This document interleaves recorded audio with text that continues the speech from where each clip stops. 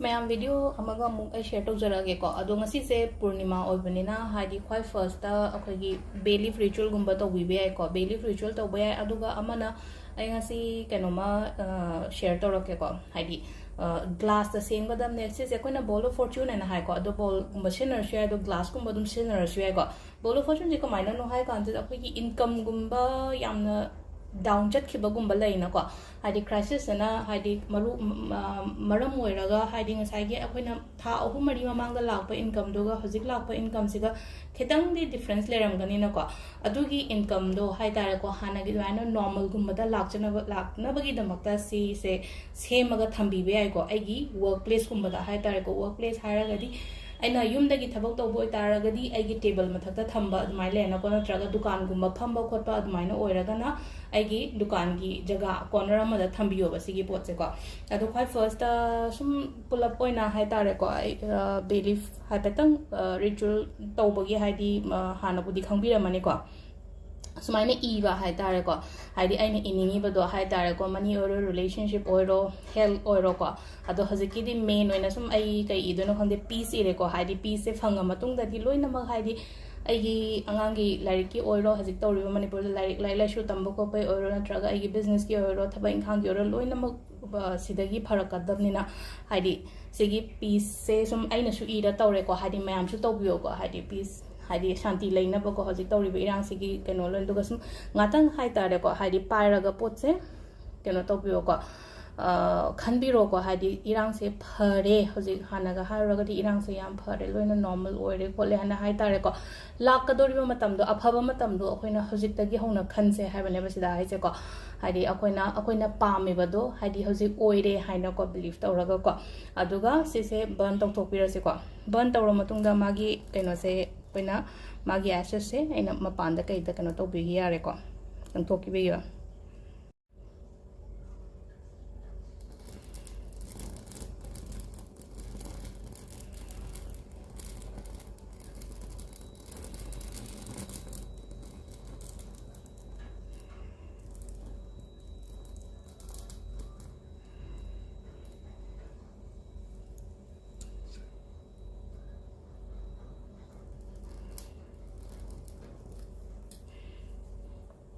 दो खोगी बेलिफ की रिचुअल तब हाँ तब खाबीरमनीको हाइदी बेलिफ मैनिफेस्टेशन तबसे दो मथंगिसिना कमायना तबदबनो दो शेयर तौरकेको ग्लास अमा लौबिरोको लिक्ली की लौबियो लिक्ली की लेट्रगना अंगौबो मचुगी हाइतारेको सुमायना तब पात्र अमा लौबिरसेबा ग्लास की टाइप ता ओइरो नत्रगा एनी कंटेनर खतंग कितंग सांगतक तब हाइतारेको सुमायना अमा लौबिरसेको अहमदा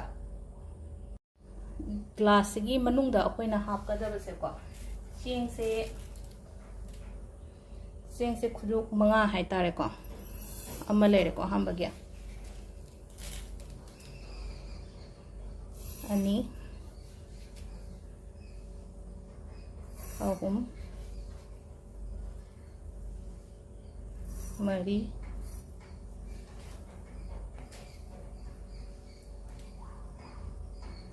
मंगा खुजुक मंगागुम्बा दमा हापेको खितंग थंदी थन फात्रे दो मंगादगी हेना हापरोइगे सुमाइन तौरगा सिगी मंगा से सुमाइन हापनिनको अदुगा ख्वाइ फर्स्ट अखोइना तिजबात मनासे अहुम कतंग सुमाइन हापिरो आइदि अखोइना मैनिफेस्टेशन तौबो मतमदा कैनो सिजनरी से कैगिनो हाइ कांसेदा अखोइगी बेलिफ गुम्बा अदगी सिनेमन गुम्बा से हाइतारेको हाइदि मैनिफेस्टेशन हर्ब्स हाइतारेको अदोना हाइदि सिसे सिनबिबे याइबा सेम अखोइगी कैनो से हाइतारेको अखोइगी सिनेमन स्टिक से अहुम अमगा को दुगा लास्ट अखोइना हापकदबसे पैसा हाइतारेको पैसा चपी अमा हाइतारेको मयाइचेदा सेमा हापीबा अदुगा थंबसे दुम आइगी टेबल सिदा लेइसे दुम साइड दुम थमसु दुम यारेको अदो सिगी पोतसे माइना केनो तौबिबे याइको सेमबिबे याइको हाइकोना हाइदी इनकम आइना ngasa हाइबदो हाइदी फैमिली द इनकम हेंगतनबा नत्रगा आई थबक तौबा नत्रगा आई बिजनेस तौबोय तारगसु आई बिजनेस तो अमुक हेना ग्रोथ लेनबा अमुक हेना पैसा तो फ्लो द लाकनबगी दमकतनिको सुगुम मचा मचा मचा मयाम से दुम सेमगा थंबियो दुम हाइदी अमा नत्रगा अमादगी ब्लॉकेजेस लेबो खोबो मयाम से को मनी ब्लॉकेजेस पैसा लाक्ट्रे दाव याद्रे खोतरे काना दाना हारपो खोबो मयाम दो अदु तौबिबे याइको अदुगा अमना खोइगे ngasi से crystal ꯂꯩꯔꯤꯕ crystal ꯃꯌꯥꯝꯗꯣ ꯂꯣꯏꯅ cleanse ꯇꯧꯕꯤꯕ ꯍꯥꯏꯇꯥꯔꯦꯀꯣ ꯂꯩꯈ꯭ꯔꯦ ꯑꯩꯉꯣꯟꯗ crystal ꯗꯤ ꯂꯩꯈ꯭ꯔꯦ ꯅꯠꯇ꯭ꯔꯒ ꯍꯥꯏꯗꯤ ꯑꯣꯟꯂꯥꯏꯟꯗꯒꯤ ꯆꯦꯜꯂꯦ ꯑꯗꯣ crystal ꯁꯦ ꯂꯩꯔ ꯃꯇꯨꯡꯗ ꯍꯥꯏꯗꯤ cleansing ꯁꯤꯁꯨ ꯌꯥꯝ ꯗꯔꯀꯥꯔ ꯑꯣꯏꯕ cleansing ꯇꯧꯕꯤꯕ charge ꯇꯧꯕꯤꯕ ꯍꯥꯏꯇꯥꯔꯒꯗꯤ ꯀꯃꯥꯏꯅꯅꯣ ꯍꯥꯏꯀꯥꯟꯁꯤꯗ ꯑꯩꯈꯣꯏꯅ bracelet ꯁꯤꯔꯦꯀꯣ bracelet ꯁꯦ ꯃꯌꯥꯝ ꯑꯃ ꯁꯤꯗ ꯃꯈꯜ ꯃꯌꯥꯝ ꯑꯃ ꯁꯤꯕ ꯃꯇꯝꯁꯤꯗ ꯍꯥꯏꯗꯤ ꯑꯩꯒꯤ ꯂꯥꯏꯐꯇ ꯂꯩꯔꯤꯕ ꯑꯩꯉꯣꯟꯗ ꯍꯧꯖꯤꯛ ꯀꯩꯅꯣ ꯇꯧꯕ ꯅꯦꯒꯦꯇꯤꯚꯤꯇꯤ ꯃꯌꯥꯝꯁꯦ ꯂꯣꯏꯅ ꯑꯕꯖꯣꯔꯕ ꯇꯧꯏꯅꯦꯕ ꯁꯤꯗ ꯑꯕꯖꯣꯔꯕ ꯇꯧꯕ ꯃꯇꯝꯁꯤꯗ ꯉꯁꯥꯏꯒꯤ ꯅꯦꯒꯦꯇꯤꯚꯤꯇꯤ ꯑꯕꯖꯣꯔꯕ ꯇꯧꯕ ꯍꯥꯏꯔꯒꯗꯤ ꯁꯤꯗ ꯄꯥꯇ꯭ꯔ ꯑꯃ ꯂꯩꯔꯦꯀꯣ sida patra ama leire patra se sum negativity sum hapsale thal eba thalakan de mathau tora aroina potong sai thale pathor anina aduduna haidi once cleanse to biba haga di sai pot to haido khiba natraga haidi sengdo khiba ko podo adumaina adu khoina crystal charge to wase keno to biba ko crystal charge to sai kamai to gada ge hai kan sida ising asing bana chamthok pire na ko aduga akoi gi dup kumba kai gumba hairasine ko dup se churaga adi ngai agi bracelet se sumaina pairaga ko magi mathak tai ni khang de na traga sumaina side tagi loina adi ngai gi duk se gi mekhu se loin phangal le na ko adu ma leire aduga pot se ngai crystal bowl gumba ma da hai tare ko tengkot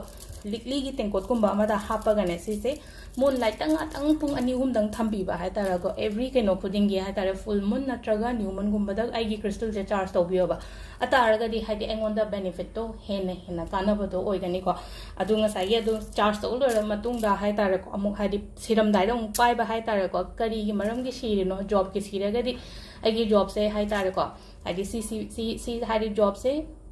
phangna bagi damak da sibanina haidi wakhando khallaga haida intention do agi adu da hapau dai siba haidi ngatraga haidi paisa gi siraga so paisa gi leire pregnancy kai gi mayam ama leina ko crystal je makal anabai hair se 7 chakra hair se ko adumba mayam do loina mak hai tare ko haidi sidringa ta hapetang saina haidi charge to ko loi loira kan da paira nga tang khanbi ba hai tare ko adu ngasi se tawba ya to biro khara ko keno nimit se punima nimit ke se khitang di thenge taraga so dum nangagadi tawbiro ngasi se ko thank you